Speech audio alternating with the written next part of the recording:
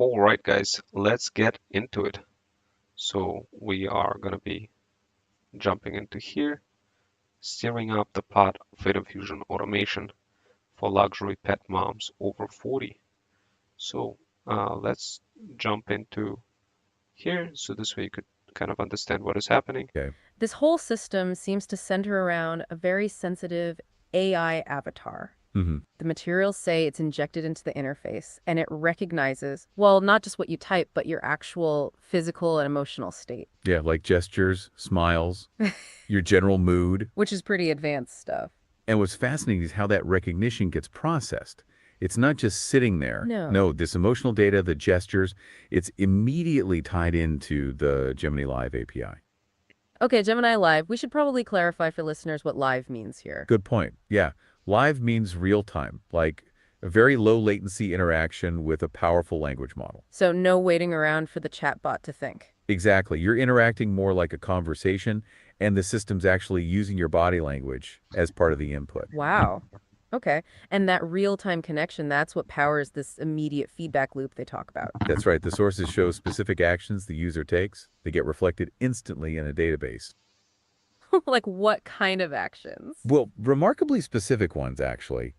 Things tied right into the creator economy routine. Okay. Like if you wave your hand or maybe click on a step like trying to find a viral comment. Right. Or clicking on doom scroll to find a TikTok video. That input gets registered instantly.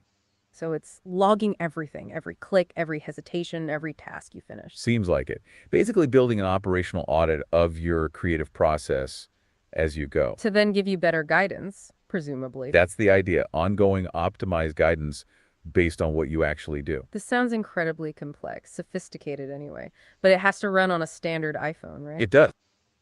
So let's talk about the technical trick here. It looks like a normal app, Right. but the sources spill a secret. It's actually running inside the Safari browser. Why do that? Okay. That decision is, well, it's crucial. It really speaks to needing to get around standard limitations. App Store rules, maybe. Probably running a really complex automation flow, one that integrates deeply with device features, that often bumps up against App Store guidelines. Okay, so by running it through Safari, they can then tap into the second key bit of tech, Which is, iPhone shortcuts. okay, so the shortcuts integration is the key. That's what unblocks the phone's deeper functions. Exactly. That shortcuts integration makes it possible to tap into better functions, as we sources say. Right? Now lets the user mix it up multiple times. It's the bridge, really, between a web application, which Safari basically is, and the ability to access and control device functions. Things you really need for creating content on the move. Makes sense. Okay, AI avatar, Gemini Live, Safari, shortcuts, already pretty complex. But wait, there's more. Um, Just when you think the stack couldn't get any weirder, they layer in a sensory experience. Sensory, how? The source material mentions adding ASMR elements. ASMR, seriously, like the tingly sounds? Yep. And combining those with sounds. Wait, whisper sounds while you're for the listener, ASMR is autonomous sensory meridian response. Those sound triggers some people find relaxing. That's it. And yet integrating these like relaxing whispers while you're, say, doom scrolling to find a viral video. That's the choice. It's a bold move, isn't it? It kind of points to a design philosophy that thinks the creative process needs guiding, not just logically, but emotionally, sensorially even. Like they want to reduce the anxiety of making content by wrapping the whole workflow in this immersive, calming soundscape. So we've got this really complex, real-time emotion reading whispering system. Yeah. If we connect all that technical plumbing to the bigger picture, it's all serving this incredibly laser-focused niche, right? Absolutely. Which brings us to the big question, who on earth is paying for this kind of bespoke system? Well, the creators define their audience with almost surgical precision. Okay. They call them the luxury pet moms over 40 and digital cis. Wow, okay, that is a lot to unpack. Let's break it down. Luxury pet moms over 40. Right, so think high disposable income, Check. highly engaged with maybe their pets, their online presence, Mm-hmm. and potentially time poor, needing maximum efficiency. Okay, that makes sense. What about digital cis? What does that mean? Digital cis, yeah, it's often slang for digitally native female entrepreneurs, Oh, cool. particularly those building brands online, maybe coaches, creators, people monetizing really small niches. Got it. And this automation was specifically created by the Freedom Fusion System Talent Agency for this exact group. So the agency built it for its clients or potential clients matching this profile. Seems like it. The strategy is pretty smart, actually. Target users who have the money, they're committed, and they have a major pain point. And what is that central pain point this whole system is designed to, well, obliterate? It's basically the information overload problem, drowning in advice. Right. The core benefit, according to the sources, is saving an incredible amount of hours listening to TikTok gurus. Okay, I can see the appeal there. Instead of trying to sift through all this conflicting, often generic advice, and then trying to build your own strategy, Yeah. you just get instant prescriptive guidance, tailored exactly to your brand and apparently even your emotional state at that moment. So it's not just making you more productive, it's acting like a decision-making filter. Pretty much. You get these prescriptive real-time instructions popped right into your iPhone interface, telling you precisely what to do, what to say, what to post next, all to drive engagement. And this loops back to maybe the most extraordinary claim they make. Which is, That AI avatar, it apparently serves a dual role. okay, recognition of gestures, emotions, mood. We covered that. What's the other role? Offering emotional support, essentially acting as your therapist. Whoa, hang on, your therapist. That's the phrasing in the source. Okay. This system claims it can replace a human therapist and a marketing manager all wrapped up in a Safari shortcut. I know it sounds. Aren't they risking, I don't know, massively overpromising or taking on huge liability by saying an AI can be therapeutic? It's definitely a bold claim. It reflects the ambition in AI development right now, doesn't it? I guess. But the language in the sources suggests it's maybe less about clinical therapy Okay. and more about preventing those emotional roadblocks in your creative workflow. How so? Like if the system detects you're frustrated or maybe low energy, remember the gesture recognition? Yeah. It could adjust its guidance. Or maybe deploy those ASMR whispers, perhaps, to gently steer you back to focus. Oh, okay. So managing the emotional friction of content creation rather than, like, treating depression. That seems a more likely interpretation, yeah. Managing creative stress. Okay, that makes a bit more sense. And the ultimate goal, then, as the creators define it. It's pretty straightforward, actually. Make it super easy for these users, the luxury pet moms, the digital sisters, to get more leads, more followers, more views, and ultimately more sales by turning brand building into this structured, emotionally supported process, Right. Supported by whispers. apparently. Which brings us to the sort of high-level operational philosophy, how they package this simplicity. Okay. The system really champions the idea of the one-button solution. Yeah, I saw that. The claim that if you spot a deficiency in your brand, like no content, no customers, Right. you can just push a button and boom, it just like does it. It's the ultimate promise of efficiency, isn't it? Almost bordering on magic. But okay, here's the critical trade-off, right? How much control are you actually giving up for that efficiency? That's the key question to analyze. The sources do highlight that it supposedly keeps the user in control by guiding them through steps so they don't have to remember anything. The system handles the logistics, the strategy, the timing. But the user is still the one, executing, pushing the buttons, making the post. Okay, so it eliminates the rote decision-making, like what should I post, when, how did I phrase it? Exactly. But it preserves the human element, so the content still has the creator's voice, their authenticity. Supposedly. It's framed as an efficiency tool, not quite a full replacement yet. Right, an AI co-pilot with strong opinions and ASMR. And the philosophy behind this particular brand of success, they call it spawning money through micro skills. Micro skills. Okay, we need to define this jargon, especially terms like stacking TikTok sniping. What is that? Right, yeah. Stacking TikTok sniping. It refers to a really specific content tactic for short-form video. Okay, sniping. Sniping implies, like, rapidly spotting high-performing content or trends. And then quickly repurposing them or reacting to them. Jumping on the bandwagon fast. Got it. And stacking. Stacking means automating that process. Doing it repeatedly in rapid succession. So the system pushes this idea. Success comes from automating these small, repeatable, super specialized content tactics. Right. Rather than relying on big, complex, time-consuming strategies. In other words, stop trying to build a giant campaign. Just automate the tiny, specific tasks that actually get views and traffic right now. Precisely. Quick wins, automated and stacked. And this stirring up the pot system, it doesn't exist in a vacuum, does it? No, they point out a related tool in the ecosystem called a BioSpice Social Blaster. BioSpice Social Blaster, okay, created by someone named Rome Wells. That's right. And it's described as the ultimate tool for this exact same audience. Luxury pet moms and digital sisters again. Top blast trendy videos across platforms. Yeah, so it suggests the market's moving towards these complete tool suites, right? Where every single part of the brand building workflow gets covered by a specialized integrated system. Everything talking to everything else for that one specific user type. That really is the synthesis value they're claiming. The creators stated pretty clearly, nothing else exists that How did they put it? that combines multiple apps together for your particular life on the go, for your particular brand in a way. That specific integration is the unique selling point. Seems to be.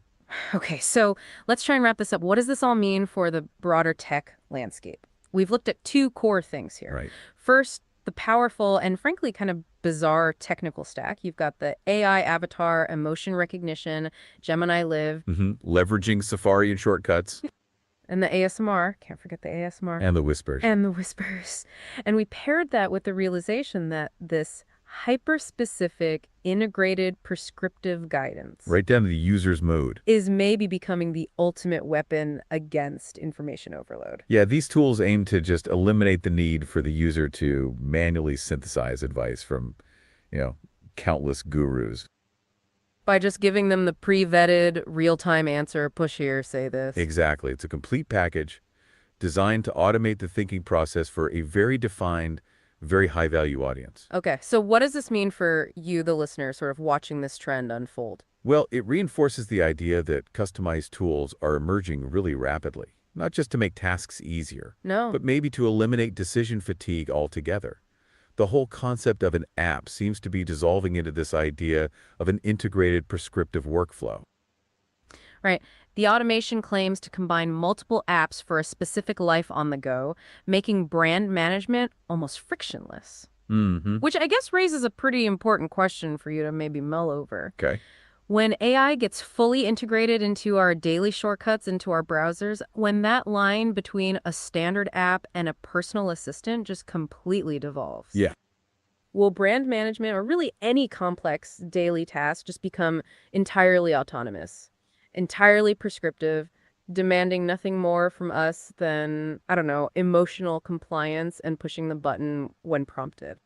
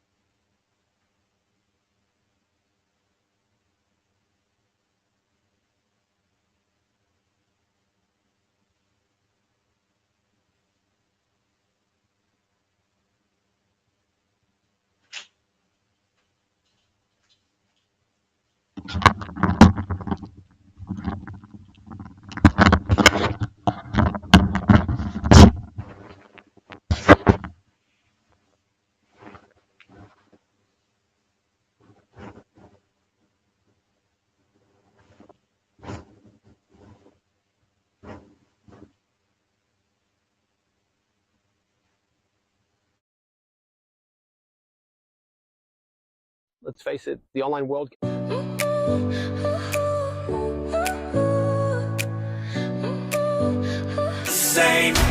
Let's face it, the All right, guys. I figured I'd just take you with me for a quick morning walk. Thank you guys for jumping in. Right now I'm heading out to work, and I figured I'd just take you guys with me. That's right. Today it's not quite as sunny as it was yesterday, but yeah, it's a bit gloomy today. I don't know what's up with this weather today, guys. Gloomy and not fun. So, but yeah, I cooked up a couple of strategies for you guys that can help you get more leads, views, and sales.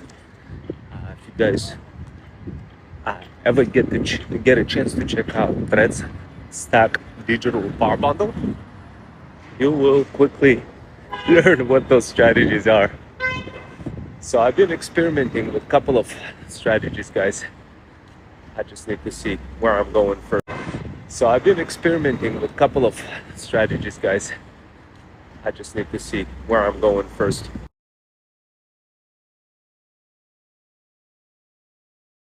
I think it's beginning to rain. I don't have my umbrella, guys. I don't have my umbrella. Man, that sucks.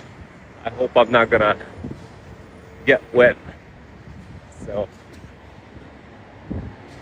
maybe I should run before I get too wet from all the rain. So I don't know what's up with today's weather, guys. It's really not the most exciting weather, I should say. Nowhere near as close as it was yesterday. Beautiful sunshine. Today is just super gloomy. Perfect place to stay in the office and not go outside. Yes. Perfect place to stay in the office and not to go outside, guys. So, yeah. So risk inside, guys. So, yeah. So recently I've been experimenting with some digital marketing strategies to see if I could generate a lot of views from some of those trends. A couple of interesting techniques that can help you get a lot of views on your videos. So I went ahead and I published those strategies in my digital power bundle. Called Threads Stack. Those strategies, guys, I started using myself, and I was like, man, I don't know what the hell is going on. Why didn't I know about this before? But yeah, you could get like insane amount of views, guys. Convert those views into leads and then into money. All you gotta do is learn how to create those quotes pages, like multiple social channels, and learn how to like bake your energy into each video, like each piece of content that you create, and then just like double down on those videos, whatever those videos are, in a world of trends, and literally use them across socials. So I started doing that. I've been getting insane results, guys. Like literally, you don't even need to even spill a lot of tea, guys. You literally like almost do no yapping whatsoever, and just use